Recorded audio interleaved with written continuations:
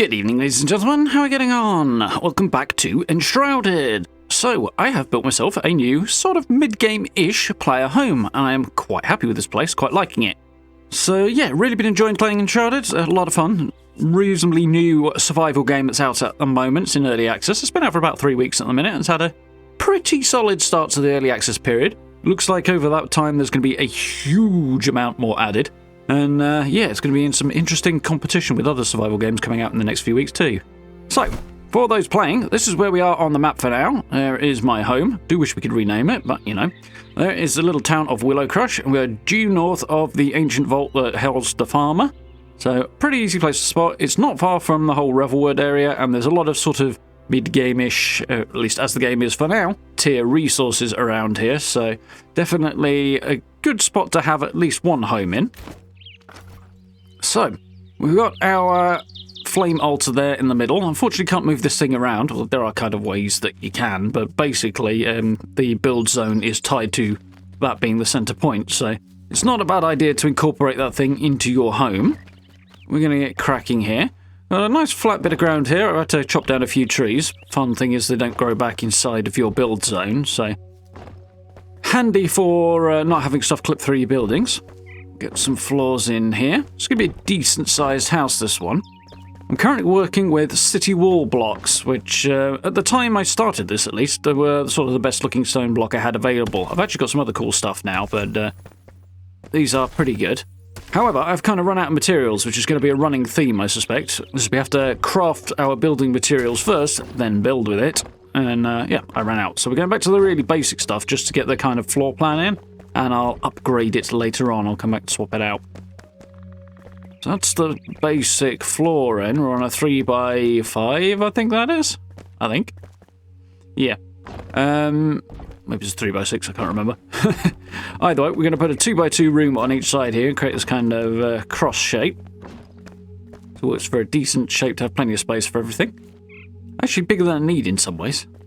But we can jump back to the city wall blocks and get the walls in appropriately. Starting off with the windows, I'm basically alternating them, on this central column, central section, and then on these side rooms, I'm going to flip it the other way and have the windows facing front and back. So, there we go, windows on the side there. Front and back in the side rooms. Just making my mind up as we go here a little bit. And then we'll switch over and put the just plain walls and the doors in. So one of the big differences to how I usually do this in Fallout is I'd build the structure in Fallout, or at least the core of it, pull it down and then redo it. It's not so convenient to do that in Enshrouded because the foundations in particular dig holes in the ground that remain, and it's just not quite ideal. I mean, you can, but I decided to kind of wing it, so it's a little bit of jumping around and a little bit of, well, a heck of a lot of editing required for this one, but we managed. So I'm going to get a staircase in. Again, I'll be swapping this out later, but it'll do for now so I can get up top. At the back here in the centre. And we'll put a temporary upper floor on. Again, I'm using the city wall blocks here, but I'll be swapping them out for refined wood because, you know, floorboards and wooden floors look better than stone ones, or at least for a cosy home they do anyway. So, jumping back downstairs, we get a couple of more internal walls in. We'll divide off these side spaces here. Chuck the doorway there. I had a little think about which side or whether or not I wanted those doors in the centre, because all are viable options, but I decided off centre, slightly towards the front was going to be like a better look overall. Pop upstairs. Jumping on a long way here, because I built the entire upper story and then pulled it down because I wasn't happy with it and redid it. So what we're doing here is we're going to try and avoid the thing being too tall. We're just going to have these walls at half height and sort of build off of that rather than at full height, as otherwise the building just looks kind of obnoxiously tall and I didn't really like the look of it. As is often the case when I build things. So basically what I've got here is the door has to be full height so that you can get through it, but I want to keep it as sort of close to the ground on the side walls as possible so that, as I say, it's not too tall. So we've basically got half-height wall and then the triangle piece on the top of it, and then the roof will snap onto that. And that gives us a view to sort of where we're going. We'll put the peak on there, and that is basically our roof. I think I'm pretty much okay with that. And now we're going to get back to putting the walls in. We'll just drop these full-size ones down. Don't need to do anything fancy, just look a little bit lower and they pop down. And there we go. The one drawback to doing this the way I am doing is that sometimes the game will delete bits of wall that you don't actually need and save you resources. In this case, it wasn't doing that. I don't know if it's supposed to, or if it's just not quite a perfected system yet because early access. But it does kind of remain clipped through the wall beneath, which is mostly fine, you can't see it, but where the windows and doors are, it was a bit more of a problem. But we'll deal with that in a minute. For now, we'll finish plugging up these gaps. Slightly screwed up this doorway a little bit, but the doorway's position is correct, whereas this one is actually a step too far out. For these, you want it on the inside of the floor piece, the square floor section, rather than on the outside, because it looks better with the roof. You'll see what I mean in a minute. But I'm going to correct my error here. Yes, in hindsight, I could possibly have used different building pieces and saved some materials a little bit, but it worked out fine. Rest of this roof in. For the tiled roof, because, you know, it looks pretty cool. Lots of contrasting mixed materials here, which I'm quite enjoying working with. Makes the whole thing visually a bit more interesting. So, here's a piece I wish we had in Fallout. An inverted roof section, corner section, so we can go around the inside of a corner like this. Can't see them ever retroactively adding such a thing to Fallout, but God, I wish we had it. Some of these roofs do look like they're overlapping more than they should. I don't think there actually is a problem there, but it does look a little weird, so just sort of keep an eye on that.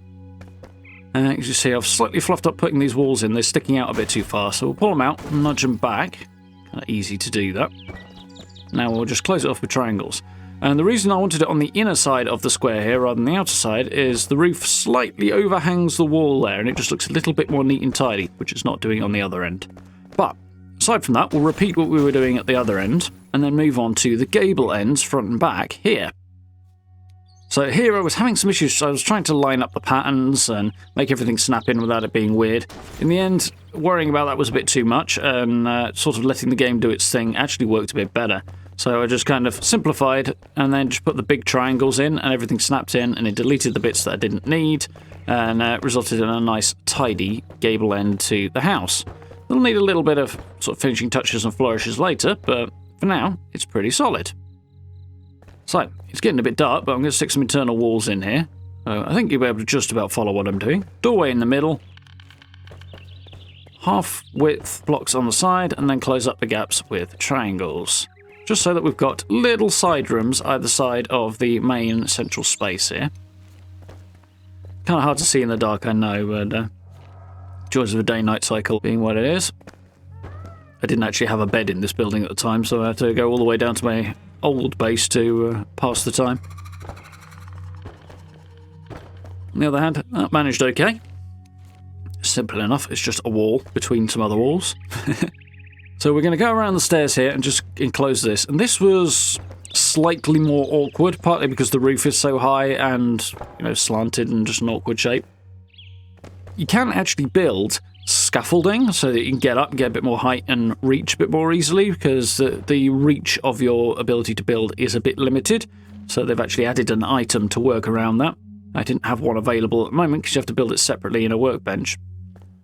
But they are handy to have and will give you a little bit of a leg up. So you see I'm having some issue getting the triangles to connect to the roof in the way I want there, so we just need to go one block higher.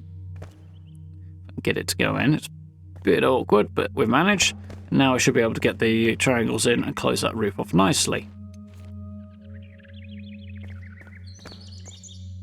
And nice enough. It's not perfect, but it'll do. And this side is a little bit difficult to see, not just because of the lighting, but just in general because of the slope and the height and all manner of stuff. So I'm carefully trying to add extra blocks onto the top there, which I'll actually do from this side, because it'll allow me to close it up. It's not quite where I wanted it there, it's sticking out a bit more than it should have been. I still feel like it might be sticking out more than it should be, but it doesn't really show, and when I've got it finished, it looks fine, so that's the main thing. Now the pattern's more or less matching up as well, so that's cool. So we're going to grab a corner pillar piece, drop that in here, and then close up the gap. That might actually have been ever so slightly floaty, I don't know. Either way, it looks alright. Around the other side, though, it's too big, so we'll just delete it square by square from this side, and add square by square across the top there, just to finish closing that gap up, make it look a little better. Oops, not quite right. There we go. That undo button is something I absolutely love having. I wish it remembered slightly more moves so you could undo a bit more if you change your mind, but on the whole, it's pretty brilliant. So as I said before, those walls that I've sunk down to half height do clip through, and in the windows, that's really where they show, and here where they're sticking through into the room. But we can go to the 1x1 block and just delete it section by section. We could actually use a larger one, but a little more fine control with the 1x1. And just remove the little bits that we don't need. And there we go, you'd never even know. I've got to do that all around the house, but for now, that's fine. So, next major piece of building I want to do is putting a basement in here, as I want to have my crafting space underground. Now, this game has a really cool mechanic that is both brilliant for making basements and mildly annoying, which is that the foundations dig out holes like this, and then filling them back in if you're not happy with that is kind of a nightmare. However, when it comes to building basements, you can just put the foundations in, take them out, leave one in there, and then snap again, like this. Now I take them out, and as you can see, we are a full story underground. I'll take the rest of these out, and now you can sort of see what the floor's doing compared to the foundations there quite clearly as well. We'll just drop this down one more, and I'll jump straight onto the one I actually want. Actually, I'm going to use the stairs first. Oh well, that's fine. Do need to be able to get out of here, I suppose. Now we'll put the floors in. Just like that. Now we have the lower floor in place. Nice and easy. No messing around with pickaxes. No struggles. That can come out because it's going to need to be a floor, not a foundation piece. And there we go. One completed lower floor. Now we just need to get some walls in and reseal this structure. So we'll have a quick run around and do that. Going back to the city walls. Nice. And then once we put some refined wood floors in, we'll actually be able to have a nice sort of cozy looking home, mostly, with a nice little basement in it. Now, as I mentioned early on, running out of materials is quite a thing here, because I certainly haven't got used to how many I need to craft yet. So I'm going to do a couple of quick little bits, and then I'll have to run off and grab some more, so we'll jump on in a second. Get a wall here just to kind of hide the stairs. We'll do the same down here, except that I've run out of blocks on this one as well, so I'm going to have to head off and get blocks for that too. Before I do, I'm going to jump up to the top floor and take out this city wall floor, because this is going to be replaced with a refined wood one as well. There we go. So you get that in downstairs, and we'll leave stone in place for what will be the kitchen, but everything else is going to be refined wood. And I've run out again, so you get the idea. We'll do that bit, the rest of that off camera. He's just snapping more floors in. So out front, I'm going to put a little kind of porch, balcony, veranda type thing out front, support it with some blocks. And then I'm going to head off and do an absolute ton of sort of decoration and little finishing flourishes, but that's the core building. So, with that basically done, and just a lot of small details to add, you can see what I'm going to do to the roof here, although I'll refine that as well. Let's head off and finish this, and then I will go and tour the finished product. Okay then, so much decoration later, we have one finished home, and yeah, it was quite the time-consuming exercise to decorate this up, because every individual piece of decoration has to be handcrafted and then placed, so it does take quite a long time. Biggest thing you can see here, we've got two things. We've got the kind of chimney stacks, which are basically walls just sitting on the roofs, or next to walls in the right-hand side there. And the roof overhangs the end of the building just ever so slightly. To get that in, I had to basically freehand the first piece in. It'll just kind of snap in and overlay what's already there, but you can kind of control how many blocks it sticks out by if you freehand it, turn the snapping off. So that's what I did. Because I didn't want it sticking out too far, otherwise it looks, just... it lacks the kind of neatness, it's just the proportions are off. But I did want it sticking out a bit, and it looks alright. As you can see, I've added a couple of fields either side for practical reasons. Obviously, I need the crops for crafting with in a survival game, and also it looks pretty nice. I've got a little porch area out front. Here is the inside. Walking around at times like this is, and building in general, in fact, is a time I'd really wish we could go into first person in this game, but it's not an option, unfortunately. So it's a little bit Spartan in here. I've got some furniture in place, but Options are a little limited right now. Again, a little fireplace over in the corner there that I quite like that design. It's early access, so options are still kind of limited. I fully suspect we'll be getting more and more and more added, because I think the available area of the map at the moment is about a third of it. So if it stays as densely packed as it has been thus far, then there is a lot more going to be added to this game as it goes through early access and into main launch. So I've got a little study on this side. I really like how this came out. I haven't got any books on the shelves, so you just have to sort of use your imagination there, because the resources required to craft one book are ridiculous. 80 books have to be found out in the game world and dismantled to put one book in your base. It's crazy.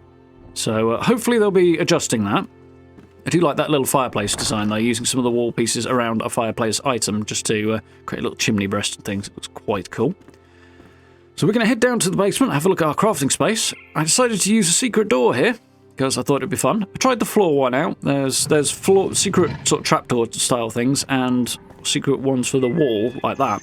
None of them quite blend in right, which is a bit unfortunate, but it does more or less work. So I decided to use it anyway because it's fun. So there we go. Here is my basement, complete with my crafters, the various crafting benches, and the blacksmith and the hunter and the carpenter and stuff, all of whom assist with your crafting. Finally got some magic chests. I've been after these for ages, and when you put resources in those, it will allow workbenches to directly take the crafting materials out of the chest, rather than having to go there, take it out into your inventory, and manually sort of lug it around. It smooths the whole process a lot, but it does take a little while to get to doing that. Here on the other side we have a few more storage boxes. Don't need these to be used for crafting, so those are just plain. And that block in the centre there is just a walled off bit of earth that is currently supporting the flame altar up above. So we tidied that one off before I went on. Used a whole bunch of firefly lanterns because putting sort of burning torches underneath a wooden floor didn't seem like the brightest move ever, you know. There we go. I suppose that flame altar might be a little bit of a scorching problem for the floor above, but it's magical fire, it's fine. A little bit of a dining table in the middle.